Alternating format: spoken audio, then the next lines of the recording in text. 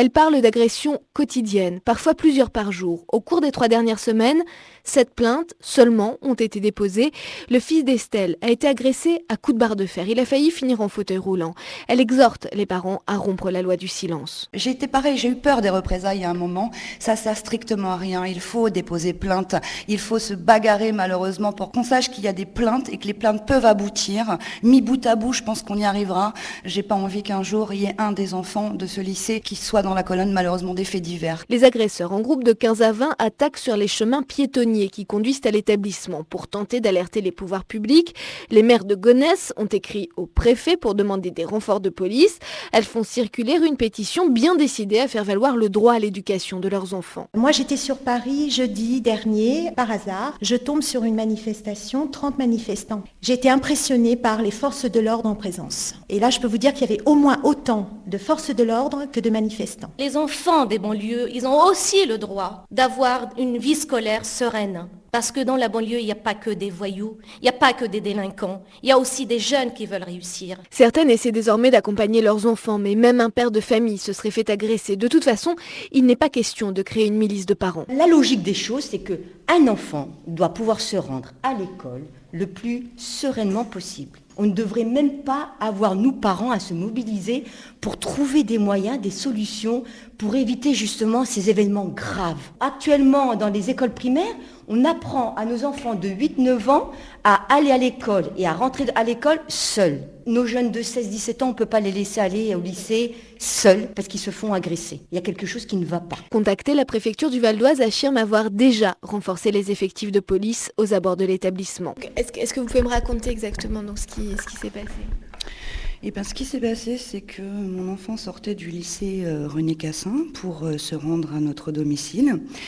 Et de là, il s'est fait aborder par une quinzaine d'individus qui l'ont jeté à terre et qui lui ont roué de coups avec effectivement une barre de fer. Donc actuellement, il est extrêmement choqué. Il est blessé grièvement puisque le rachis cervical a été touché. Donc la prochaine fois qu'il se fait de nouveau violenter, il terminera en fauteuil roulant. Voilà. Donc c'est un acte où effectivement c'est gratuit. Le premier mobile était vide tes poches, sors ton téléphone, sors ton argent, mais ça ce n'est que un mobile parce que c'était vraiment pour l'agresser, c'était une agression pour l'agression. Donc voilà, en fait ça détruit toute une famille, ça détruit la vie d'un lycéen. Je ne pensais pas qu'un jour le fait d'envoyer nos enfants au lycée pouvait les détruire autant et détruire toute une famille autour. C'est pas le seul enfant que j'ai de scolariser dans cet établissement, mais et c'est pas la première fois que mon fils se fait agresser. Ça a été effectivement crescendo. Il en est à plusieurs agressions et celle-là c'est la plus violente. Voilà, donc on ne sait plus quoi faire, on est un peu désemparés, on a beau accompagner nos enfants, ça sert strictement à rien. Il n'y a pas un endroit où ils sont sécurisés. Et je pensais que le lycée rimait avec éducation et au final il rime avec... pour nous, c'est une souffrance, en fait, voilà, d'envoyer nos enfants, et pour eux, c'est pareil. Donc, imaginez un petit peu l'état d'esprit dans lequel nos enfants rentrent dans cet établissement. Et je voudrais dire une chose, j'apporte mon témoignage en tant que maman d'enfants agressés, mais ça concerne également les 1425 élèves de cet établissement. Et c'est pour ça que je vous parle aujourd'hui, parce qu'il faut sensibiliser un peu tout le monde, vous les médias, mais également toutes les autorités qui peuvent nous aider.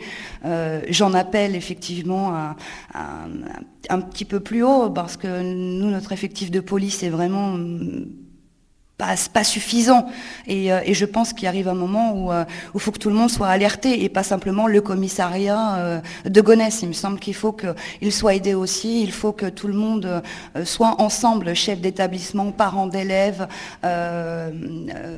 mairie, commissariat, commissaire, préfet, je sais pas, procureur. Il faut que tout le monde soit alarmé et sache ce qui se passe réellement sur cet établissement parce que vous ouvrez le journal, mal et j'ai pas envie qu'un jour il y ait un des enfants de ce lycée qui soit dans la colonne malheureusement des faits divers, quoi.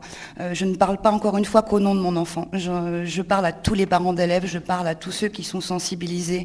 Je demande effectivement à ce que ces parents fassent la démarche. Je sais qu'elle n'est pas facile. Je l'ai fait plusieurs fois. Je sais que cette démarche n'est pas facile. Il faut aller jusqu'au bout des procédures. Il ne faut pas avoir peur. Il ne faut pas avoir peur des représailles. Ça ne sert strictement à rien.